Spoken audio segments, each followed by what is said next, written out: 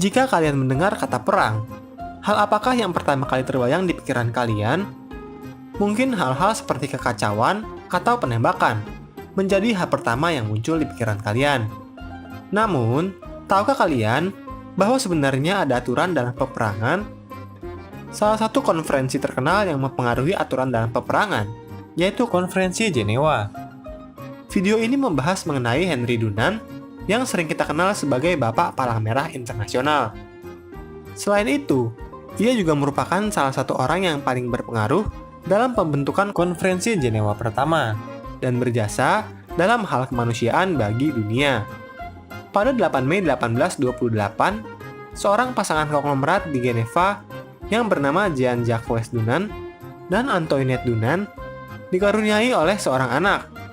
Anak tersebut mereka beri nama Jean Henry Dunant. Henry lahir dalam keluarga terpandang di Jenewa. Keluarganya juga dikenal sebagai orang yang dermawan. Kedua orang tua Henry dikenal gemar membantu masyarakat miskin dengan apapun yang bisa mereka lakukan. Selain itu, Henry juga tumbuh dalam lingkungan gereja dan merupakan seorang yang taat beragama. Masa kecilnya yang seperti ini sangatlah mempengaruhi jiwa sosial pada dirinya hingga dirinya dewasa. Namun karena Henry begitu aktif dalam kegiatan sosial, perkembangannya di bidang akademis ternyata semakin memburuk.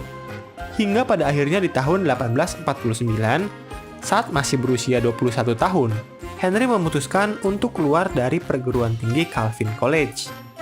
Ia lebih memilih untuk bekerja sambil melakukan kegiatan sosial. Pekerjaan pertama Henry adalah menjadi pegawai money changer Bank Jenewa. Sama seperti ayahnya, rupanya Henry merupakan seorang pebisnis yang handal. Dalam waktu 5 tahun, ia sudah ditunjuk sebagai salah satu perwakilan perusahaan di Sisilia dan Afrika Utara. Tahun 1859, ia mencoba mengembangkan bisnisnya dengan membuka usaha penggilingan gandum di Algeria, yang saat itu merupakan bagian dari koloni Prancis.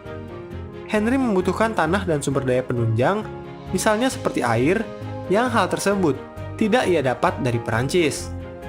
Karena menghadapi birokrasi yang berbelit-belit, dengan segera ia mengatur kepulangannya ke Jenewa dan berusaha untuk menemui Kaisar Prancis, Napoleon III.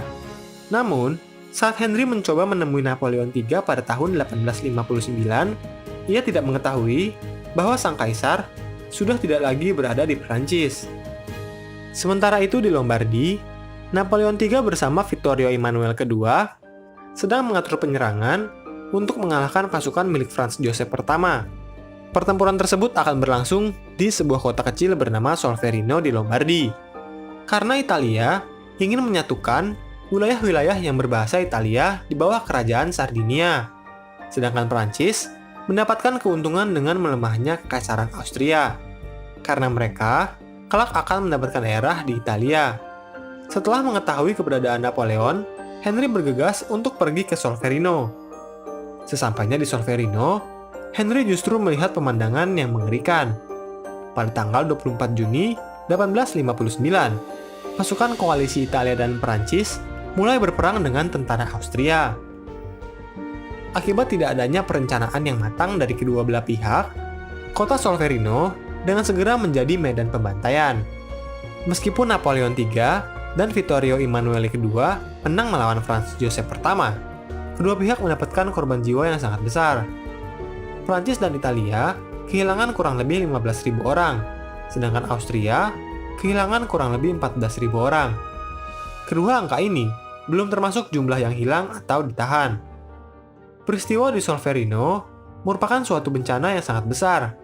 Banyak sekali tentara yang terluka namun ditelantarkan, dan bahkan mereka bisa terlantar berhari-hari di posko medis karena kurangnya tenaga medis.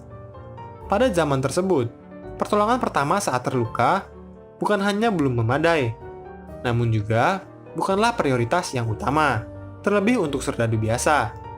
Melihat para tentara yang malang ini, Henry begitu sedih.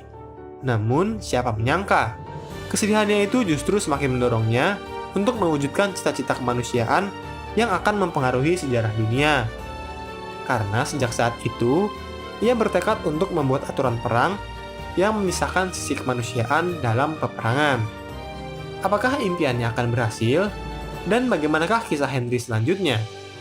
Nantikan kisahnya hanya di channel Inspek History. Kita semua percaya konten sejarah itu penting. Tapi, untuk memproduksi lebih banyak konten sejarah, diperlukan dana yang tidak sedikit, baik untuk riset, ilustrator, biaya operasional, dan sebagainya. Beruntungnya, saat ini sudah ada platform apresiasi kreator Indonesia yang bernama Karya Karsa. Melalui Karya Karsa, kalian dapat mendukung kreator favorit kalian hanya dengan menggunakan GoPay maupun OVO. Sekarang, sudah ada beberapa orang yang mendukung Inspek History. Kalau kamu percaya dengan apa yang kami perjuangkan, kamu juga bisa menjadi salah satu dari mereka. Jadi, tunggu apa lagi? Yuk, dukung Inspek History. Hai, bantu kami dalam memproduksi lebih banyak konten sejarah dengan mengklik tombol subscribe. Dan jangan ragu untuk memberikan saran, komentar, atau pertanyaan. Terima kasih.